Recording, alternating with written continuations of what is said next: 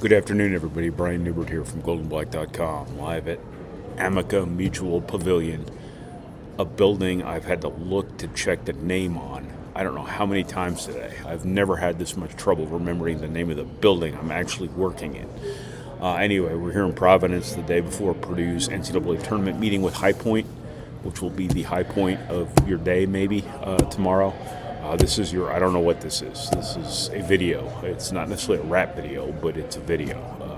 A rap video of, I guess, Wednesday here in Providence. So thank you to the Purdue Club Hotel for your support, even though my scouring of downtown Providence has yielded no Purdue Union Club hotels, inexplicably.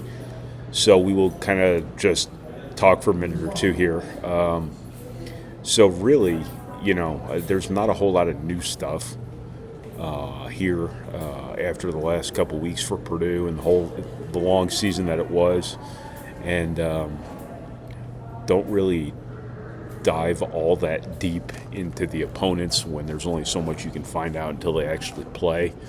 But the real thing, everybody wanted to jump on right away today, obviously, was Fletcher Loyer. This was our first ability to talk to him, our first ability to see him, and confirm that he is okay. Matt Painter said they expect him to play the other day, but not to doubt. But I wanted to see it for myself, and because that injury looked bad, and I think that he's fine. He's perfectly fine. He said he's fine, and more importantly, he looked fine. I watched him during the open practice, which is more or less a shoot-around, and he looked fine. Other than the black sleeve he's wearing on his left arm, he looked perfectly normal. And provided that translates to the game, that is obviously great news for Purdue, because he's a really important piece of this puzzle. I think he's a more important piece of this puzzle than people give him credit for. They just look at the shooting and the scoring. They don't look at everything else he provides. So that's a huge disaster averted for Purdue. I can't say it's a great development, because you prefer it to not have become a development at all. But the fact that it's not really a thing makes it really something, if that makes sense. So outside of that, as I said before, I don't really dive too deep into the opponent. I did watch some video of High Point earlier. I could have done that last night as well, instead of pre-writing a bunch of stuff that I ended up tanking here today, because it was easier to just rewrite it than not. Anyway, I'm getting into some nerdy reporter stuff here, but I watched a little bit of film of High Point,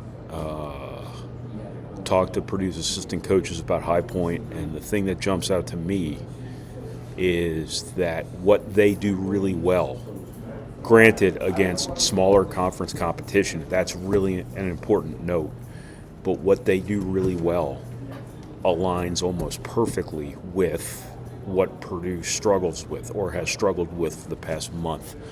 So that's going to be something that is either the worst thing that can happen to Purdue in terms of matchups, or the best thing that can happen to Purdue in terms of a matchup specifics being such that it requires that higher level of focus, that higher level of energy that Purdue needs to find one way or the other anyway. So you may as well get tested right out of the bat, right? High Point's got a lot of length. They got a lot of height. They got a lot of pick and roll finishers, and they're going to really, really test Purdue tomorrow, I think. Whether they can stop Purdue, that I have no idea. This is their first high major opponent of the season. Trey Kaufman-Wren isn't Zach Edey in the sense that you have no frame of reference whatsoever on what a team's going to do against something they've never, ever seen before.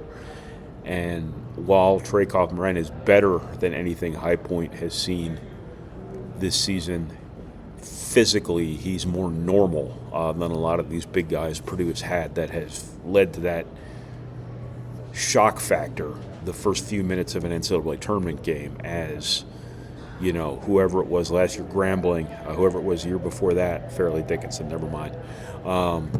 There's normally that shock value in going against a Ross-Ade, a Travion Williams, a Caleb Swanigan, where it takes you time to acclimate to something you've never played against before. Trey Kaufman-Wren's not really that guy. He is more physical, and he is better than probably anything High Point's seen this season. But he's not 7'4", 300 pounds with an endless motor and superhuman agility for his size. So, but it does that he's more normal. Probably gives you a little bit more reference on what High Point might do against them, because they've seen players sort of like him physically throughout their seasons. So I don't know how that's going to go, but Trey Kaufman-Wren's obviously going to be a focal point for Purdue tomorrow. I think Braden Smith getting downhill off the dribble, I think, is something that's going to be really important, provided everyone's mindful of all those long arms and long legs and whatever else it might be.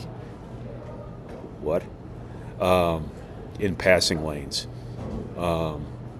Because, as I said before, High Point's got a lot of length. They've got a lot of activity to them from a physical perspective. But if Braden Smith can get downhill off the dribble, I think that could really help them force switches that would not work in High Point's favor, shall we say. But also, if Braden Smith can get to his jump shot and make his jump shot, he didn't against in the Big Ten tournament for the most part. But now that you've had a couple of days here, now that perhaps the competitive juices are flowing, to their max right now, because this is the time of year that if they're not flowing right now, then they're frozen. They're never going to flow. Does that make any sense? That sounds like nonsense to me. Anyway, I think Braden Smith, like always, is a really, really important player in this game. I think Caleb First's ability to keep High Point off the offensive glass is going to be a really big deal. Trey Kaufman-Wren's involved in that as well. But everybody, in its league, High Point was a really good offensive rebounding team. Again, a lot of length, a lot of activity, a lot of mobility. It's just going to be a very unique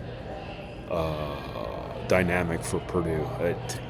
I don't know if there's anybody Purdue's played that's had this sort of physical profile. The team that comes to mind that I don't even want to speak about, because I don't want to compare the two at all, is Auburn, because Auburn had a lot of interchangeable length, a lot of bouncy guys in their front court, and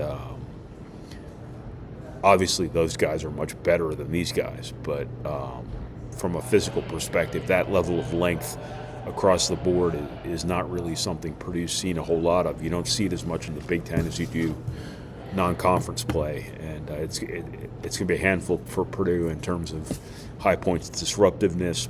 Purdue's need to be physical without fouling, obviously, and so on and so forth. High Point has really earned its place here. They've won 14 games in a row. They are legitimately good. But a lot of legitimately good teams come to this event, face somebody who's physically superior or just older, more experienced, just better, and life kind of comes at you fast. So I can't say for certain what you're going to see tomorrow. I think all outcomes, as always, are on the table, but I think Purdue has a pretty good opportunity here to show that it's wiped the slate clean here after losing 6 of its final 9, and can kind of reset things here and put its best foot forward and win some games. And I have been saying that for like 6 weeks, and it's still very possible. I've seen teams before end seasons badly and then make runs. I've seen teams end seasons really well and then flame out. So that's the beauty of this weird event. It's all things are possible at all times. So we will see what happens tomorrow here at the Amica Mutual Pavilion. I think I don't have my paper next to me that says the name of the building I'm in. So I'll talk to you guys again tomorrow night or tomorrow afternoon after Purdue plays High Point here in Providence. So Thank you for watching. Thank you for reading. Thank you for listening. And thank you for processing our materials. However overpronounced in a Boston accent those materials might be, the guy behind me before had a great Boston accent. He stopped talking while I was recording, unfortunately. It was really, really top-notch. Anyway, thank you to the Purdue Club Hotel for your support. As always, we appreciate it, and we'll talk to you again tomorrow. Bye now.